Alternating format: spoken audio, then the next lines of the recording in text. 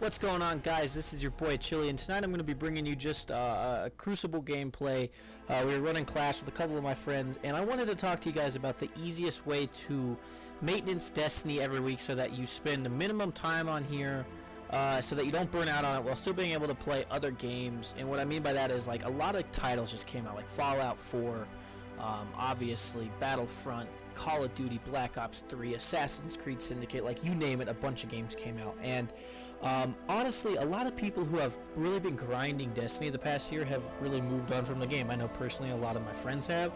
You know, they play Call of Duty, they play Assassin's Creed, some of them play Fallout 4. I mean, there are other games out there, and you shouldn't feel like you're stuck to this game. At the same time, if you don't want to step away and then feel like you've missed out on a bunch, I know a lot of people did that. I did that with the Dark Below, I believe, where right before the Dark Below, I felt like I had really gotten to the point where, like, I was like level 29. I was like, yeah, you know, no need to really grind out till 30. They're gonna boost me up, and this is like all year one stuff. Well, I took a couple weeks and just didn't play Destiny. Not a couple weeks, like a month almost. It felt like.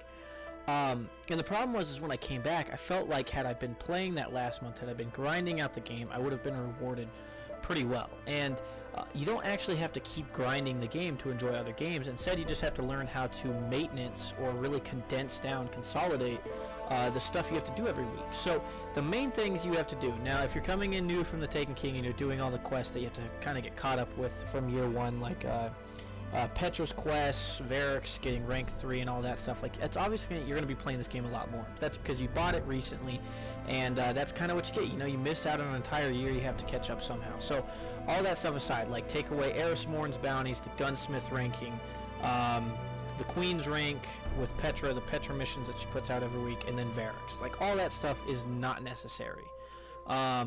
I mean, it is if you want to catch up on that stuff, but you don't really need it. I'm going to pause Mad Max right now because some crazy shit's going on. You don't really need to do that stuff. If you're coming in from year one, having done some of the faction stuff, unless you're going for each faction's exotic class-specific armor piece, like the 3 exotic cloaks for the Hunter, the 3 exotic sashes for the Titan, and the 3 exotic bonds for the Warlock, which most people either have 1 or 2 of those for each class if you've gotten to level 25. I have 1 from each class, so I'm slowly working towards it.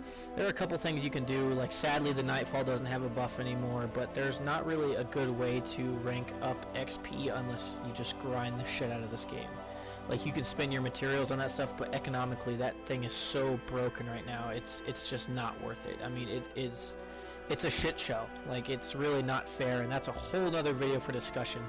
But anyways, essentially what you're going to have to do every week is obviously the raids and the Trials of Osiris, and those are going to be the hardest to do in terms of finding a team. Now, if you have a raid team, great, you probably have a designated raid night. You guys all get on and either do 1, 2, or 3 raids, and at this point, if you've done it long enough, you know what you're doing, you can run a hard mode raid in an hour to an hour and a half. Like, no wipes, no nothing, even a couple wipes, an hour and a half.